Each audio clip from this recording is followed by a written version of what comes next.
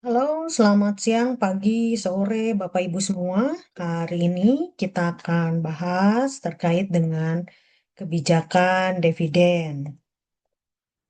Baik, kita lihat satu persatu tentang kebijakan dividen atau dividen policy. Ya, bersama saya Maya Malinda, saya akan coba jelaskan terkait dengan kebijakan dividen. Ya, kebijakan dividen itu tentunya berasal dari earning after tax ya. EAT itu adalah earning after tax atau pendapatan setelah pajak, gitu ya. Itu untuk siapa? Oke. Satu, pemegang saham. Nah, dibagikan informasinya dalam bentuk dividen.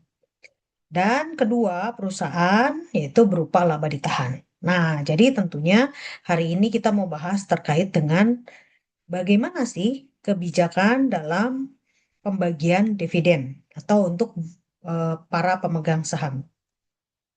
Nah, persentase dividen yang dibagi dari earning after tax disebut dividen payout ratio atau DPR, gitu ya. Nah, DPR itu adalah rumusnya dividen yang dibagi dengan earning after tax, yaitu persentase laba ditahan dari earning after tax adalah 1 dikurangi DPR. Ya, jadi artinya antara yang dibagikan dengan yang ditahan tentunya ya totalnya 100%. Nah, kebijakan dividen ini menentukan penempatan laba, yaitu antara membayar pemegang saham dan menginvestasikan kembali dalam bentuk kegiatan di dalam perusahaan. Nah, laba ditahan merupakan salah satu sumber dana yang paling penting buat membiayai pertumbuhan perusahaan. Tetapi dividen merupakan arus kas yang disisihkan untuk para pemegang saham, ya tentunya supaya para pemegang saham ini juga memiliki eh, hal positif ya tentang perusahaan dan juga khususnya untuk para pemegang saham, bagaimana dia mengambil keputusan untuk stay, ya untuk tetap menyimpan saham perusahaan. Nah, tentunya ini adalah selain capital gain ya, tentu adalah dividen yang diharapkan. Nah, ada beberapa jenis ya kebijakan dividen, yaitu adalah teori dividen tidak relevan, lalu teori in the bird of in the hand, lalu adalah teori perbedaan pajak, teori signaling hypothesis, dan teori clientele effect. Nah, kita lihat satu-satu. Nah, teori MM nah, ditemukan oleh Modigliani dan Miller. Nah, dibilang ini dividen tidak relevan, ya, atau the irrelevant of dividend. Kebijakan dividen tidak mempunyai pengaruh terhadap harga saham perusahaan. Nah, dia menyatakan bahwa nilai perusahaan hanya ditentukan oleh kemampuan menghasilkan laba, bukan pada pembagian laba perusahaan untuk dividen atau sebagai laba ditahan. Selanjutnya dikatakan bahwa perusahaan bisa saja membagikan dividen yang besar ataupun kecil asalkan dimungkinkan menutup kekurangan dana dari sumber eksternal. Nah, dampak dari pilihan keputusan tersebut sama saja terhadap nilai perusahaan. Jadi kebutuhan dividen adalah tidak relevan. Ya, ini menurut teori Modigliani and Miller. Nah, ada asumsinya tentu dari teori ini adalah pasar modal sempurna di mana semua investor adalah rasional ya. Jadi dia mengharapkan bahwa oke, perusahaannya bertumbuh gitu ya. Dan informasinya semuanya masuk di dalam harga gitu ya. Nah, lalu juga perpikirannya rasional. Oke, tidak ada biaya emisi saham baru jika perusahaan menerbitkan saham baru, lalu tidak ada pajak, kebijakan investasi perusahaan tidak berubah. Nah, ini asumsi dari teori MM, ya, Modigliani and Miller. Tapi tentunya ini kan salah satu teori ya. Nah, yang kedua adalah bird in the hand, yaitu adalah dividen dibayar tinggi. Ini menurut teori dari Littner, Gordon, and Bhattacharya. Oke. Nah, investor menyukai dividen tinggi karena dividen diterima seperti burung di tangan yang resikonya lebih kecil dan mengurangi ketidakpastian dibandingkan dengan dividen yang tidak dibagikan. Ya, ini lebih masuk akal gitu ya. Kelompok ini berpendapat bahwa peningkatan dividen akan meningkatkan harga saham yang selanjutnya berdampak terhadap nilai perusahaan. Nah, ya jadi sesuai dengan nama ya, dividen dibayar tinggi, bird in the hand ya. Nah, yang ketiga adalah teori perbedaan pajak, yaitu dividen dibayar rendah. Variabel pajak dan floating cost mendasari argumen tersebut. Ya, efek pajak menurut Litzenberger dan Ramaswamy mengajukan argumen efek pajak terhadap dividen. Menurut argumen mereka, pajak capital gain biasanya lebih rendah dibandingkan dengan pajak atas dividen. Oke, pada kenyataannya investor mempunyai tingkat pajak yang beragam sehingga efek pajak terhadap dividen tidak bisa digeneralisir untuk semua investor. Oke, ya. Selain itu juga ada biaya emisi, ya, floating cost jika perusahaan membayarkan dividen dan kemudian menerbitkan saham, maka perusahaan akan mengeluarkan biaya emisi saham. Karena itu perusahaan akan lebih baik membayarkan dividen rendah sehingga tidak harus lagi menerbitkan saham baru. Gitu ya. Jadi artinya laba ditahannya lebih banyak artinya gitu ya. Jadi nggak usah lagi menerbitkan saham baru untuk menambah modal. Oke. Nah, tentunya ya emisinya juga jadi lebih rendah. Oke. Nah, teori yang berikutnya adalah signaling hypothesis ya. Ini yang keempat.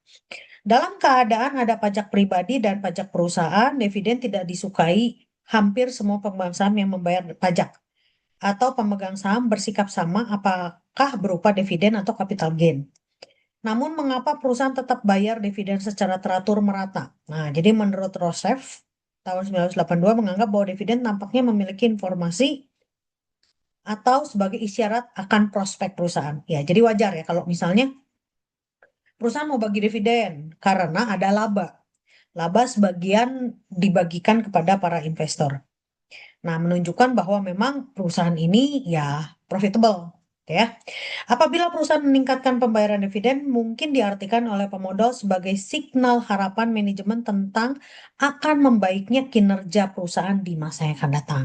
Nah, ini ya jadi memberikan signal-signal yang positif ketika perusahaan mau membagikan dividen. Nah, supaya juga ada capital gain ya umumnya. Kalau perusahaan sudah ada informasi kepada dividen yang akan dibagikan, nah umumnya akan menaikkan harga saham. Ya, marketnya itu akan bereaksi juga. Oke, namun juga udah kebalikan ya, begitu sudah bagi dividen umumnya ya untuk saham tersebut ada penurunan. Oke, menurut Bacaria tahun 79 mengembangkan suatu model sinyal bahwa tingginya dividen dibagikan menunjukkan tingginya performance ya atau kinerja perusahaan. Nah, pada kondisi informasi yang tidak seimbang antara manajer dan investor, perusahaan akan memberikan sinyal dengan membayar dividen yang tinggi. Oke. Nah, yang terakhir ini adalah tentang information content of dividend atau efek klientel dari dividen. Nah, ada kecenderungan harga saham naik jika ada pengumuman kenaikan saham. Nah, ini ya yang tadi saya sampaikan ya. Harga saham akan turun jika pengumuman penurunan dividen. Nah, ya jadi biasanya juga berpengaruh. Jadi ada berita, informasi, dan memang itu wajib diinformasikan. Nah, tetapi ada argumen lain yang lebih masuk akal, dividen itu sendiri tidak menyebabkan kenaikan penurunan harga, tetapi prospek perusahaan yang menunjukkan oleh menurunkan dividen yang dibayarkan, yang menyebabkan perubahan harga saham.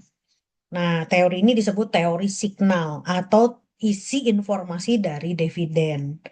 Nah, jadi menurut teori tersebut, dividen mempunyai kandungan informasi itu prospek perusahaan di masa datang ya. Jadi informasi-informasi memberikan sinyal. Nah, tentunya sinyal kepada para pemegang saham. Dia akan stay memegang sahamnya atau juga dia akan melepas. Oke. Nah, lanjutannya kebijakan dividen seharusnya ditujukan untuk memenuhi kebutuhan segmen investor tertentu. Kebijakan dividen tertentu akan menarik segmen tertentu, kemudian tugas perusahaan manajer adalah melayani segmen. Nah, kebijakan dividen yang berubah akan mengacaukan efek klien. Klien dalam hal ini ya berarti pemegang saham. Menyebabkan harga saham berubah, beberapa penelitian empiris nampaknya mendukung teori tersebut. Ya, siapa tahu nanti Bapak Ibu terkait ya, misalnya nanti ada mau tesisnya juga terkait dengan dividen policy juga boleh hal yang menarik. Nah, ada lanjutan lagi disebut juga dividen puzzle disebabkan oleh adanya investor yang berbeda, baik dilihat dari segi usia investor, kelompok investor, dan golongan. Dan perbedaan tersebut telah menimbulkan preferensi yang berbeda terhadap tinggi rendahnya dividen yang mereka terima. Investor individual dengan lanjut usia dan penghasilannya hanya tergantung dividen mungkin lebih suka dividen payout yang tinggi, gitu ya. Tetapi kalau investor dengan penghasilan tinggi akan lebih menyukai dividen payout rendah dengan harapan dia mengambil dari capital gain, gitu ya. Nah, lainnya lagi adalah kebijakan dividen residual, ya, sesuai dengan namanya, sisa, ya. Kebijakan di mana dividen yang dibasarkan sama dengan laba aktual dikurangi dengan laba yang ditahan untuk membiayai investasi perusahaan.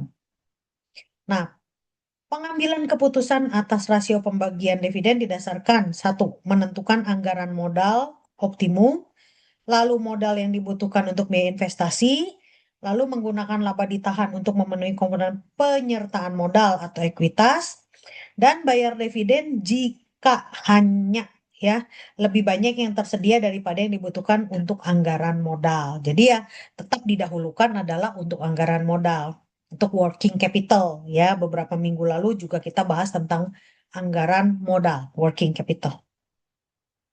Nah, prosedur pembayaran dividen, garis besar dari urutan pembayaran. Nah, tentunya ini ya Bapak Ibu yang perlu dicari adalah tanggal pengumuman declaration date. Kedua, tanggal pencatatan pemegang saham. Jadi artinya kapan tanggal pencatatan pemegang saham selama dia pegang itu sampai tanggal tertentu dia akan dapat dividen. Even after that dijual gitu ya, tapi dia tetap akan dapat.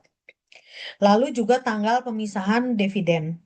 Oke, ex dividend date dan terakhir adalah tanggal pembayarannya. Oke, biasanya kalau tanggal pembayaran ya nanti dapat informasi ya dari eh, penyelenggara ya, penyelenggara sekuritas. Nah, faktor yang mempengaruhi kebijakan dividen adalah kebutuhan dana perusahaan, aliran kas yang diharapkan, pengeluaran modal yang akan datang, lalu kondisi likuiditas perusahaan, ya. Nah, perusahaan juga tidak dapat membayar dividen kas karena posisi likuiditas. Ya, bisa jadi. Jadi kalau misalnya dilihat kalau kondisinya perusahaannya kurang liquid, nah, pembayaran dividen itu menjadi alternatif yang belakangan. Lalu perusahaan mempunyai tingkat fleksibilitas tinggi akan memperbesar kemampuan bayar dividen. Ya, jadi ini juga terkait dengan kemampuan pendanaan juga, ya. Nah, lalu juga ada faktor-faktor kebijakan dividen adalah tentang ekspansi aktiva ya atau aset, ya. Tingkat laba, stabilitas laba, peluang di pasar modal, kontrol, ya. Lalu posisi pemegang saham sebagai pembayar pajak. Nah, ini juga tadi kan menyangkut dengan teori-teori yang sebelumnya, ya. Namun ini adalah faktor rangkuman, ya, ketika perusahaan mau membayarkan dividen. Nah, pembayaran dividen jumlah dolar stabil per saham ya atau dolar maupun rupiah gitu ya tergantung dari mata uang di negara tersebut. Lalu rasio pembayaran konstan, dividen tetap yang rendah ditambah dengan dividen ekstra. Oke, tergantung. Nah, tentu ada dua jenis ya pembayaran dividen. Untuk di sini stok dividen dibayar dalam bentuk saham tambahan bukan dalam bentuk kas dan dapat berupa pemindahan bukuan dari pos laba ditahan ke pos modal. Nah, jadi bisa jadi juga ya memberikan kepada investor itu artinya dikasih dividennya itu berupa saham gitu ya, tidak bentuknya rupiah atau dolar atau mata uang, tetapi memang dalam bentuk saham lagi. Oke, tujuannya itu ya supaya investor itu nggak beralih gitu ya, dananya pun juga masih ngumpul gitu ya. Lalu yang kedua pemecahan saham. Jumlah saham biasa yang beredar bertambah tapi tidak terjadi perubahan dalam pos modal gitu ya. Nah ini dari sisi akuntansinya. Nah ada juga kondisi gitu ya, perusahaan memberi kembali atau buyback ya, repurchase. Saham memperoleh pajak dibandingkan dengan melakukan pembayaran dividen. Nah, jadi ada juga caranya gitu ya, supaya si dividen yang ada dalam masyarakat dia kumpulkan. Kalau dia kumpulkan tentu gitu ya persentase dari saham yang dimiliki perusahaan makin besar. Nah, kalau memang dimiliki perusahaan lebih besar ya itu istilahnya kan modalnya sudah kembali lagi milik perusahaan gitu, dan sehingga bisa mengurangi juga ya jumlah dividen yang dibayarkan. Nah, pembelian kembali yang menyebabkan kenaikan harga saham. Nah, tujuannya itu ya. Contoh ya, kemarin juga ada beberapa contoh beberapa perusahaan misalnya di BCA gitu ya. Nah, BBCA itu dari perusahaannya buybacknya cukup besar ya, karena pengaruhnya cukup besar, kemarinnya decline gitu ya. Nah, caranya untuk meningkatkan harga saham itu adalah dengan pembelian kembali oleh pemilik ya. Nah, repurchase melalui dua cara, perusahaan pasar terbuka dan penawaran tender ya. Nah, sekarang kita contoh pada keuangannya ya. Contoh, Bapak Ibu di sini PT Beta Tbk memiliki earning after tax 2 miliar. Saham 10 juta lembar. Harga saham di pasar ini ya 3.200 per lembar. Perusahaan akan repurchase stok 20%. Pembelian diharapkan tidak mempengaruhi price earning ratio. Bagaimana pengaruh stock repurchase ya terhadap harga saham? Yuk kita lihat. EPS saat ini kita hitung dulu ya, yaitu total laba earning after tax dibagi jumlah saham. Ya, 2 miliar dibagi 10 juta. Maka EPS-nya, earning per share-nya 200 per saham. Maka hitung rasio eh, price earning ya, rasio price earning yaitu 3.200 harga pasar dibagi si jumlah sahamnya 200. Maka rasio per earning-nya adalah 16 kali. Nah, EPS setelah repurchase 20%. Nah, 20% dari 10 juta lembar ya. Nah, berarti kan 2 juta lembar. Nah, maka earning after tax ya 2 miliar dibagi karena sudah di repurchase yang ada di pasar ya.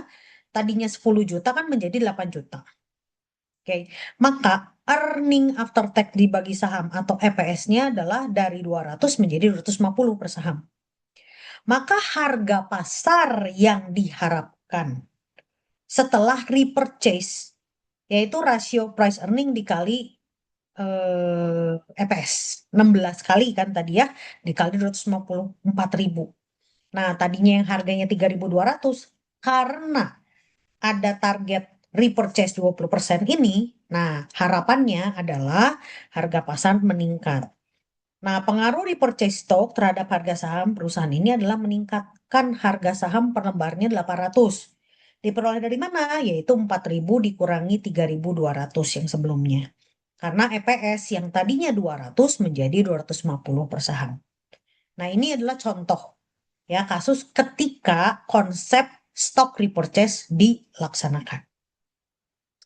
Yang berikutnya, ada PT CMC memiliki struktur modal sendiri sebesar 100% yaitu 200.000 lembar saham. Nilai saham 2 dolar per lembar, pertumbuhan direncanakan 12% per tahun dan realitasnya 5% per tahun. Tahun 2003 diproyeksikan laba bersih 2 juta. Pembayaran dividen 20% tetap diteruskan sehingga saldo laba ditahan akan menjadi 1,6 juta. Lebih lanjut, perusahaan menyadari bahwa proyek investasi dengan pertumbuhan 14% hanya akan menghasilkan 800.000 dolar untuk tahun tersebut dan dibandingkan dengan proyek laba bersih sebesar 2 juta. Satu hal yang mengembirakan adalah laba yang tinggi dari aktiva sudah ada diperkirakan dan tetap berlangsung. Laba bersih sebesar 2 juta dapat diharapkan untuk tahun tersebut dan manajemen CMC telah melakukan peninjauan atas kebijakan dividen saat ini. Nah, pertanyaannya, dengan asumsi proyek investasi di tahun tertentu akan dapat diterima sepenuhnya didanai oleh laba selama tahun tersebut, laba ditahan selama tahun tersebut, maka dihitung DPS atau dividen per share tahun tersebut ya. Lalu berapa rasio pembayaran yang berlaku? Lalu jika rasio pembayaran dividen tetap dipertahankan ya 60%, berapa estimasi Anda akan harga saham saat ini? Oke, yuk kita lihat. Tadi dapat data proyeksi laba bersihnya 2 juta. Proyeksi investasi modal 800.000. Maka sisa yang tersedia 2 juta dikurangi 800.000, 1.200.000. Saham beredar 200.000 lembar. Maka dividen per share-nya yaitu adalah 1.200.000 dibagi 200. Maka didapat $6 per lembarnya. Oke. Lalu lanjut kita kerjakan menghitung EPS, yaitu tadi 2 juta dibagi 200, yaitu adalah $10. Rasio pembayaran yaitu DPS dibagi EPS, 6 dibagi 10, 60%. Atau bisa juga dicari dengan total dividen dibagi laba bersih. Tadi total dividennya 1.200.000 dengan laba bersih 2 juta, maka dapat juga 60%. Nah, estimasi harga saat ini adalah P0 gitu ya, price, yaitu $6 gitu ya, dibagi 0,14 tadi ya, tingkat bunganya, dikurangi 5%. Nah, dapat 66,67. Dalam situasi terdahulu, yaitu saat pembayaran dividen, tetap 20% atas EPS. Ya, $10 dan 2 atau 2. Maka dengan tingkat pertumbuhan 14% dan rata-rata pertumbuhan mencapai 12, yaitu $2 dibagi 0,14, yaitu tadi 14%, dikurangi 12%. Oke, ya, jadi rata-rata pertumbuhannya adalah dapat ya 100. Nah, meskipun CMC mendapat kemunduran yang berat, namun aktifannya akan terus memberikan aliran laba yang baik. Nah, lebih banyak dari laba ini gitu ya yang diteruskan ke pemegang saham karena pertumbuhan internal yang terus melambat dan mengurangi banyaknya keperluan dana. Akan tetapi hasil dari penurunan nilai saham sebesar 33,33 dapatnya dari mana? Ini 100 yang ini. Oke, dikurangi yang P0 ini ya, 66,67. Oke. Soal berikutnya. PT Wika tahun lalu memperoleh laba bersih $240.000 dan telah membagi dividen 80.000. Ya, berarti ini 30% nih. Dividen tersebut telah bertumbuh dengan tingkat pertumbuhan 6% per tahun selama 5 tahun. Perusahaan tahun ini memperoleh laba 320.000. Kesempatan investasi yang layak saat ini membutuhkan dana $300.000. Dimana menghitung dividen yang dibayarkan bila perusahaan menggunakan kebijakan DPR yang konstan. Lalu ada residual dividen jika akan dipertahankan rasio debt to total asetnya sebesar 40%. Nah, yaitu yang pertama kita ceknya DPR-nya dulu. Ya, tadi 80 dibagi 240 ya, kurang lebih di 33,33%, ya, sepertiganya. Lalu residual dividen yang ada jika mempertahankan debt to total asetnya 40%. Maka gitu ya. Nah, ini kan 40 ya. Maka berarti yang bisa digunakan adalah 60 ya. 60% dikali 300.000. 300.000 kan dari yang sini ya, kebutuhan dananya 300.000. Maka diperoleh 180.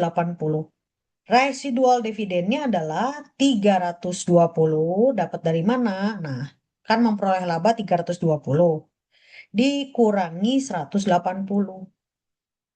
Oke, dapat 140.000 ya. Nah, 140 ini dibagilah gitu ya, 320. Maka dapat 43,33%. Oke, demikian ya kebijakan dividen serta juga contoh-contoh kasus. Oke, terima kasih atas perhatian Bapak Ibu semua.